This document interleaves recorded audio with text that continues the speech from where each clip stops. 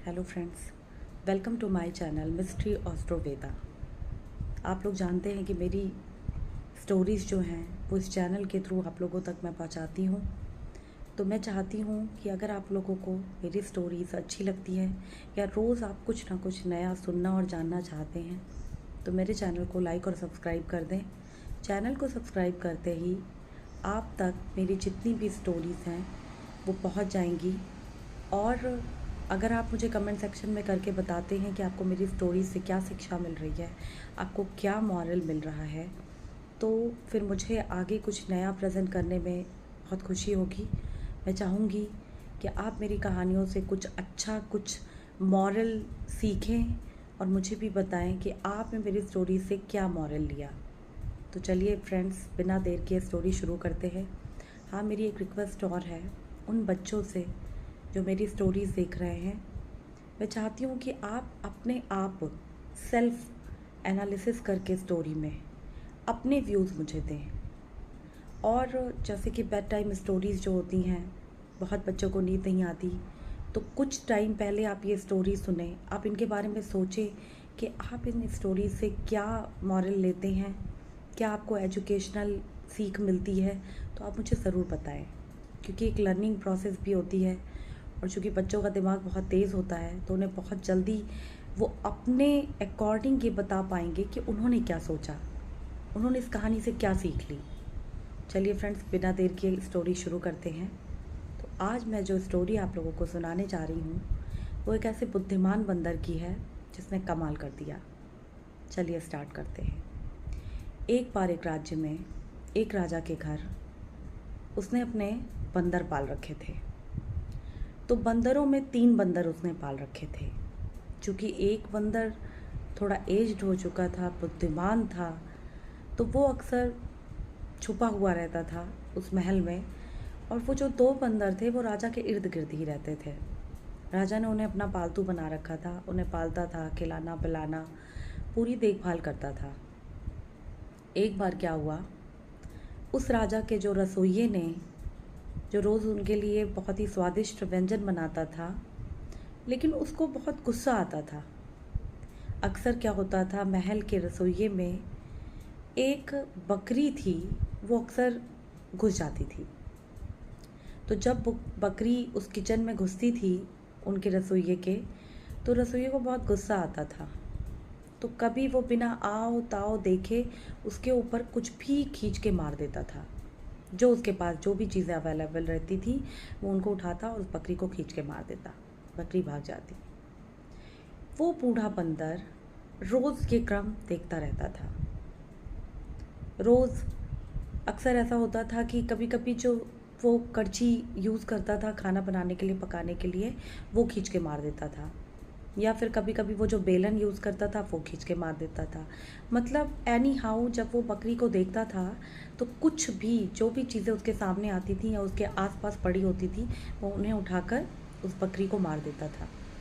बूढ़ा बंदर रोज़ ये चीज़ें देखता था, ऑब्ज़र्व करता था। लेकिन जो उसके 2 छोटे बंदर थे वो बड़े मस्त रहते थे, बड़े खुश रहते थे। क्यों ना रहें, आराम से मौज मस्ती करने के लिए इतना बड़ा राजमहल, ऊपर से खाने के लिए स्वादिष्ट व्यंजन। तो उन दोनों बंदरों के बहुत मज़े थे। ऊपर से राजा बहुत केयर भी करता था, उसे बहुत पसंद थे वो दोनों बंदर।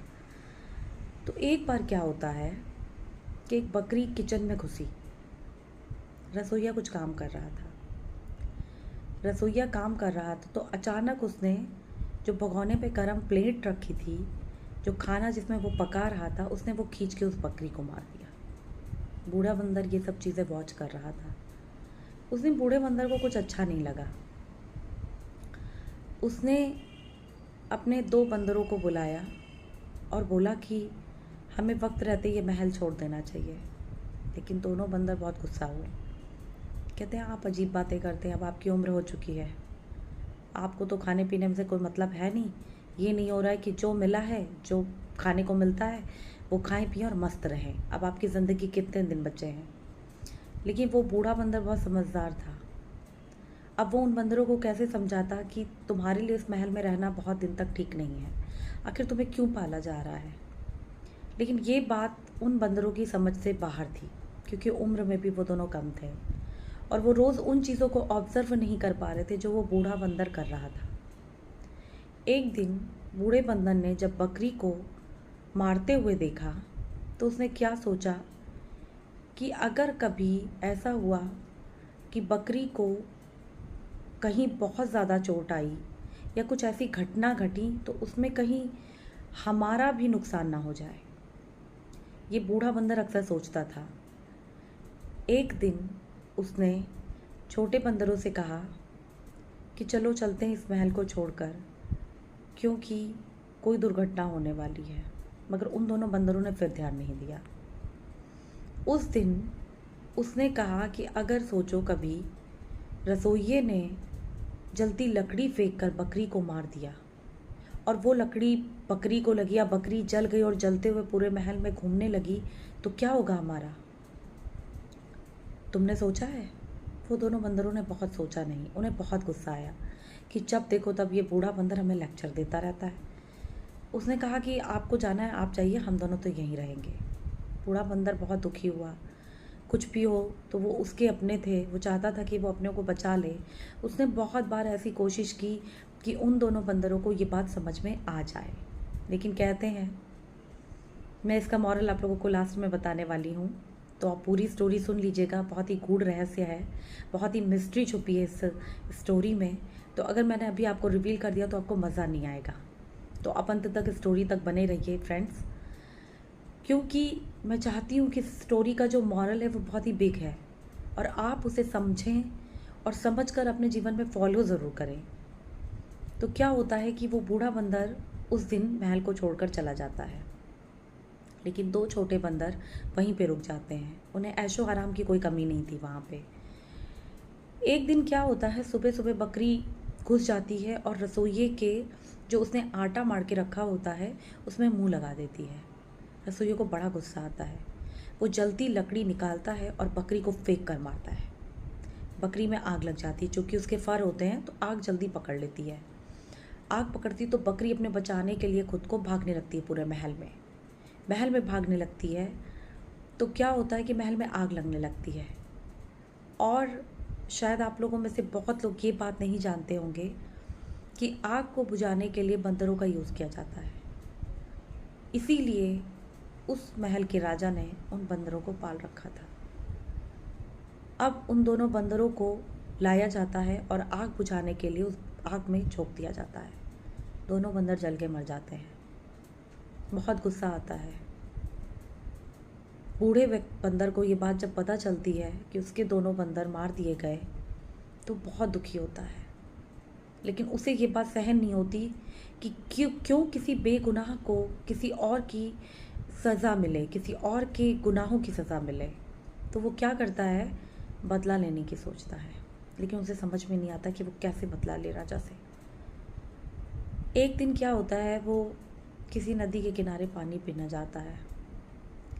जब वो पानी पीने जा रहा होता है तो वो ऑब्ज़र्व करता है कि पानी पीने वालों में आने के तो निशान हैं मगर जाने के नहीं हैं, जितने भी लोग पानी पीने आ रहे हैं। तो वो बिना अपने पैरों के निशान बनाए पानी पीने के लिए झुकता है। तो उस पानी में से एक मॉन्स्टर निकलता है। जल रक्षक भी कहते हैं, कभी कभी पुरानी कहानियों में ऐसी किंवदंती थी कि उन्हें जल रक्षक कहते थे, लेकिन वो मॉन्स्टर होता है, वो एक प्रकार का राक्षस होता है। वो उस पानी से निकलता है और उस बंदर से कहता है, बूढ़े बंदर, तुम्हारी समझदारी की वजह से मैं बहुत प्रसन्न हूँ। तुम बताओ मुझे क्या चाहिए तुम्हें। तो वो बंदर कहता है कि ऐसा क्यों है कि इस पानी में आने वालों के तो निशान है पानी पीने के लिए, लेकिन जाने वाले व्यक्तियों के पैरों के निशान नहीं हैं।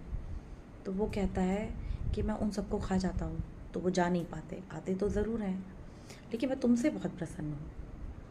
अचानक बंदर की नज़र पड़ती है उस मॉन्स्टर के गले पे।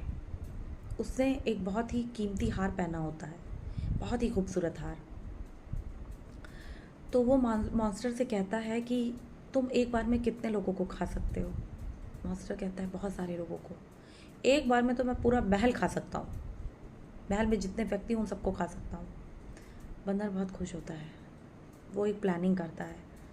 वो कहता है कि आज तुम राजा के पास जाना और तुम उन्हें कहना कि ये जो नेकलेस है ये बहुत ही कीमती है और ये सिर्फ राजा के पास होना चाहिए।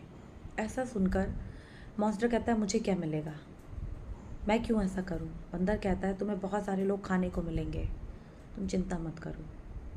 अब वो मॉन्स्टर राजा के पास जाता है और राजा से कहता है कि ये हार जो मैंने पहन रखा है ये आपके ऊपर सुशोभित होगा, आपके ऊपर बहुत अच्छा लगेगा। तो राजा उस हार को देखकर वाकई बहुत आश्चर्यचकित होता है। बहुत प्यारा हार था वो। उसने कहा इतना बेशकीमती हार तुम्हें कैसे मिला।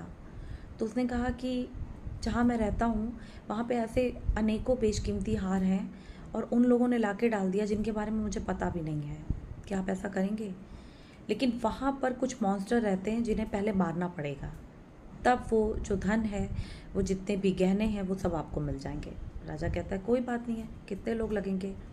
तो वो कहता है कि इस प्रजा के, इस महल के जितने भी लोग हैं सारे लोग मुझे चाहिए, सारे सैनिक चाहिए, तभी काम हो पाएगा, और इवन आप भी चलिए। तो राजा तैयारी करता है और कहता है कि चलो भाई सब लोग अटैक करेंगे आज।